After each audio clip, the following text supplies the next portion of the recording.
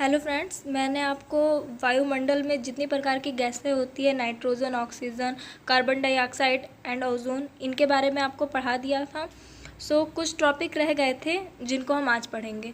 Start करते हैं जल वाष्प से। ठीक है, वायुमंडल में यह सबसे अधिक परिवर्तनशील तथा असमान वितरण वाली गैस है। ठीक है, वायुमंडल में संपूर्ण जल वाष्प मतलब जितना भी जल वाष्प है, ठीक है, उसका 90% भाग 8 किलोमीटर की ऊंचाई तक सीमित है। ठीक है, इसमें संघनन होने के कारण बादल, वर्षा, कोहरा आदि का निर्माण होता है। ठीक है, जब हम बादल वगैरह, वर्षा देखते हैं, कोहरा, तो इसमें भी क्या होता है, छोटी छोटी रेयर में बूंदें गिरी होती हैं। सुबह जब हम सो के उठते हैं तो देखते हैं पूरी छत भीगी होती है। आदि का निर्माण इसी से होता है। विभिन्न प्रकार के तूफानों को जलवाष्प से ही ऊर्जा मिलती है। ठीक है, जो ऊर्जा शक्ति, ठीक है, जलवाष्प सूर्य से आने वाले सूर्यताप के कुछ भागों को अवशोषित कर लेता है तथा पृथ्वी द्वारा विकसित ऊष्मा को संजोए रखता है, मतलब संभाल कर। ठीक है, इस प्रकार यह एक, ठीक है, जिससे पृथ्वी ना तो अत्यधिक गर्म और ना ही अत्यधिक ठंडी हो सकती है।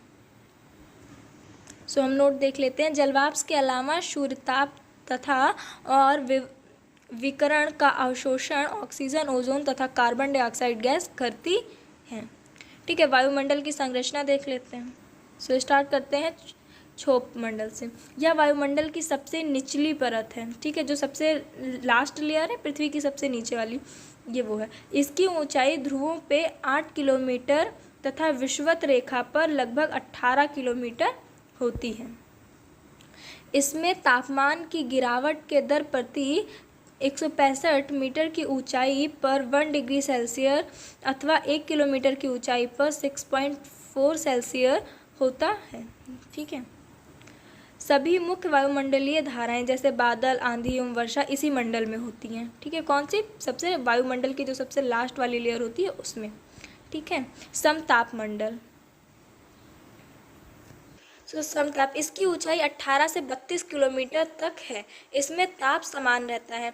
इसकी जो ऊंचाई है वो 18 से शुरू होती है, ठीक है, और 32 किलोमीटर तक है। इसमें ताप समान रहता है, मतलब आप 18 से ऊपर मतलब जाते जाएंगे और आपको जो ताप रहेगा वो 18 पर भी समान मिलेगा और 32 पर भी, मतलब जो 18 पे रहेगा वही 32 पर भी रहेगा। ठीक है, इसका ताप जो है परिवर्तन नहीं होता है। ठीक है, समताप मंडल की मोटाई ध्रुवों पर सबसे अधिक होती है। इसकी मोटाई जो है वो जो ध्रुवों पर सबसे अधिक होती है, मतलब सबसे ज़्यादा होती है। कभी कभी विषुवत रेखा पर इसका लोप हो जाता है। इसमें मौसमी घटनाएं, जैसे हम लोगों ने अभी जस्ट इससे पहले देखा, उसमें बादल, आंधी वगैरह था।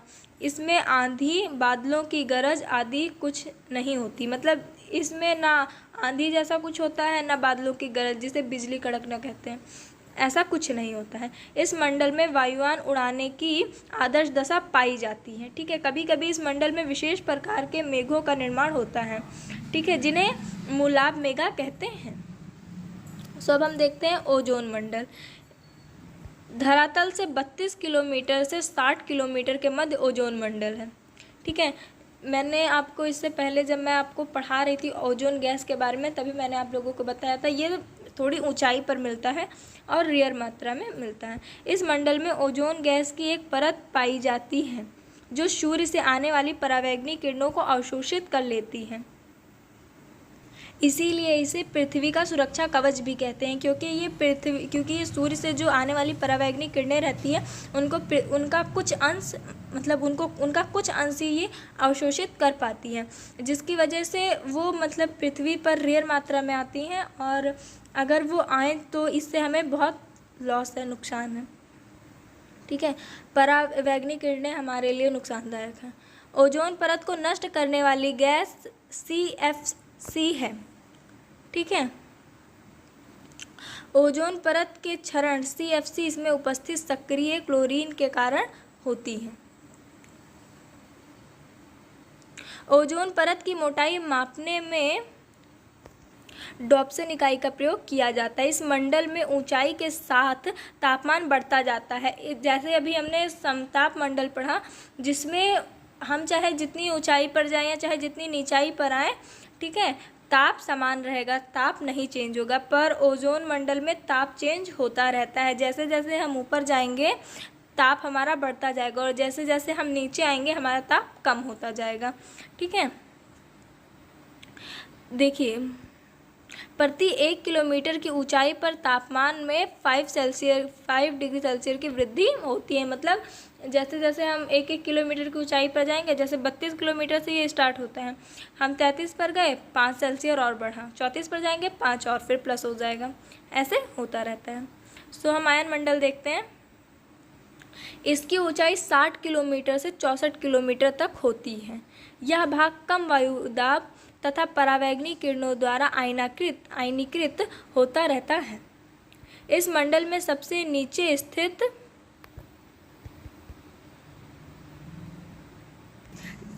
इस मंडल की जो सबसे निचली स्थिति है, जिसमें परिवर्तन होता रहता है F1 F2 के परतों में, ठीक है, तो उसकी वजह से ही हमारे, जिसके फलस्वरूप पृथ्वी पर रेडियो, टीवी आदि चीज़ों की व्यवस्था है और हम यूज़ भी करते हैं उन चीज़ों का। ठीक है, और जो हमारे संचार उपग्रह हैं वो सारे इसी मंडल में उपस्थित हैं। सो बाह्य मंडल देखते हैं। 640 किलोमीटर के भाग के ऊपर वायुमंडल कहा जाता है। जो 640 किलोमीटर के बाद ऊपर का जो पार्ट है उसे हम वायुमंडल कहते हैं, या फिर वो हमारा वायुमंडल है। इसकी कोई ऊपरी सीमा निर्धारित नहीं है। ठीक है, मतलब ये शुरू तो हुआ, अब इसके ऊपर ये कहाँ तक जाता है इसकी कोई सीमा निर्धारित नहीं है, मतलब डिसाइड नहीं है ये कहाँ तक है। ठीक है, इस मंडल में हाइड्रोजन एवं हीलियम गैसों की प्रधानता, मतलब हाइड्रोजन एंड हीलियम गैस है, अच्छी मात्रा में होगी। ठीक है, वास्तव में, ठीक है, जो इनका निर्माण होता है वो चुंबकीय तूफान के कारण सूर्य की सतह में विसर्जित इलेक्ट्रॉन के कारण होता है। ठीक है, सो ये जो चैप्टर था हमारा उसमें इतने टॉपिक थे जो आपके BA फर्स्ट सेमेस्टर के कोर्स में दिया गया है। सो मैंने आपको सारा पढ़ा दिया है, अब आपको बारी है नोट करने की।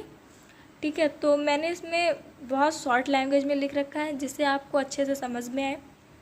सो आप इसको नोट कर लीजिएगा, और प्लीज़ चैनल को लाइक, सब्सक्राइब एंड शेयर अपने फ्रेंड्स को भी कर दीजिएगा, जिससे उन्हें भी आसानी मिले नोट्स कंप्लीट करने में, और जल्दी से जल्दी आप लोगों की नोट्स कंप्लीट हो जाए। और बाकी नेक्स्ट चैप्टर नेक्स्ट वीडियो में। Thank you.